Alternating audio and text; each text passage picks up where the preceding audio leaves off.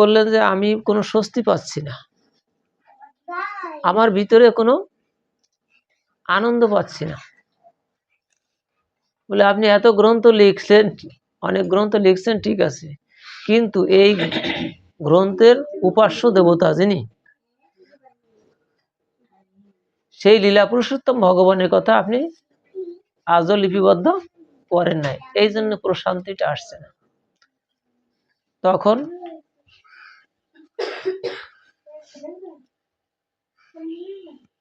তিনি তাকে যে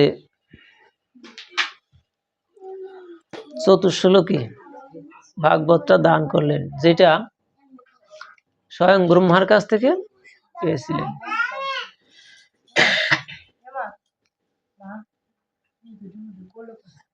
এখন সেই তিনি কি করলেন, নারদ ঋষির কৃপা পেয়ে এই চতুর্শ্লোকী ভাগবত খানা পেয়ে, চতুর্শ্লোকী ভাগবত পেয়ে তিনি সব দেখতে লাগলেন, দিব্য চক্ষুতে সবকিছু দর্শন করলেন, এবং সেইটাই ভগবান সমস্ত লীলাটা তিনি দর্শন করলেন, এবং সেইটাই ভাগবত। এখন এই ভাগবতটা লিপিবদ্ধ করলেন, এখন এটা প্রকাশ হবে কিভাবে? এই যে গ্রন্থ, যে মহামূল্যবান গ্রন্থ,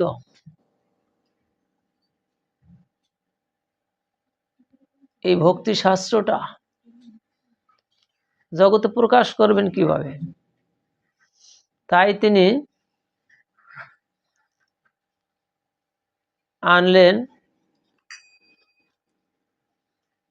তৎপুত্র শ্রী শুকবাদ গোস্বামীকে, জগতে সাধনা করে তাকে আনলেন। তার কারণ এই যে গ্রন্থটা, এই গ্রন্থটা আস্বাদন করানো সাধারণ জীবের পক্ষে সম্ভব নয়। সেই এই গ্রন্থ আস্বাদন করতে পারে যিনি এই ব্রহ্মকে রক্ষা করতে পেরেছেন, ব্রহ্মকে যিনি আচরণ করেছেন, তিনি হচ্ছেন ব্রহ্মচর্য। এমন পুত্রকে তিনি আনয়ন করলেন। আনতে যখন তিনি পৃথিবীতে আসবেন, বললো যে না, এই মায়াময় পৃথিবীতে আমি যাব না, কারণ এই মায়ার পৃথিবীতে গেলেই আমাকে মায়ায় গ্রাস করে বসবেন। তখন ব্যাসদেব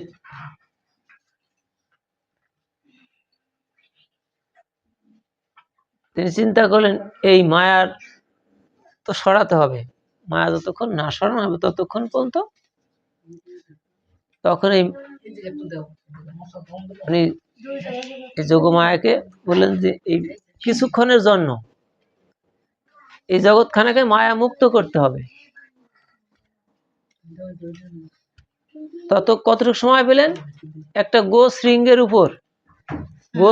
উপর সরিষা ছেড়ে দিলে যতটুকু সময় থাকে, ততটুকু সময় এই পৃথিবীকে তিনি মায়া মুক্ত করলেন।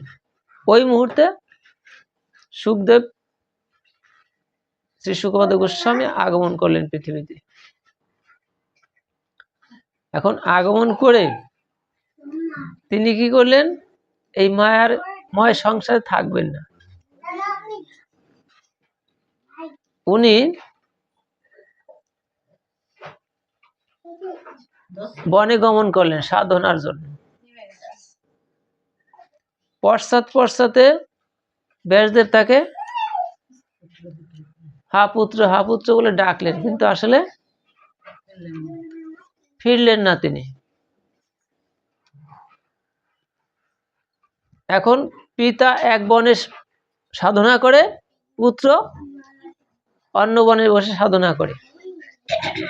এখন এই ভাগবতীয় একটা শ্লোক যখন ব্যাসদেব আস্বাদন করছেন, অহবকি জং স্তন্য কালকুটং জিজ্ঞাংসা পারদপ্য সাধ্যে লেবে গতিং ধাক্রচিতাং ততহন্যঙ্কং শরণং দয়ালুং ব্রজেম।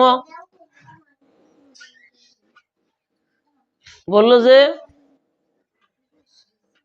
যে পুতনা রাক্ষসী স্তনে কালকুট বিষ মিশাইয়া কৃষ্ণকে প্রাণ নাশের জন্য অর্থাৎ কৃষ্ণের প্রাণ হরণ করার জন্য আসলেন, কৃষ্ণকে নিধনের জন্য স্তনে কালকুট বিষ মিশাইয়া কৃষ্ণকে হত্যা করবেন। আর সেই দুষ্ট দুরাচারী, সেই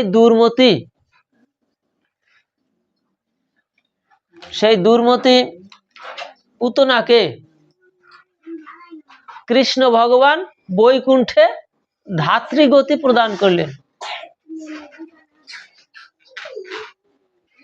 তো যে আমাকে মারতে এসছে তার যদি আমি কল্যাণ কামনা করি, তাহলে সেটা কেমন দয়ার, কেমন দয়ার অবতার তিনি, অর্থাৎ কেমন দয়াল। যাকে মারতে আসছে তাকে দিলেন উত্তম গতি। রাধে রাধে, হরি বলো।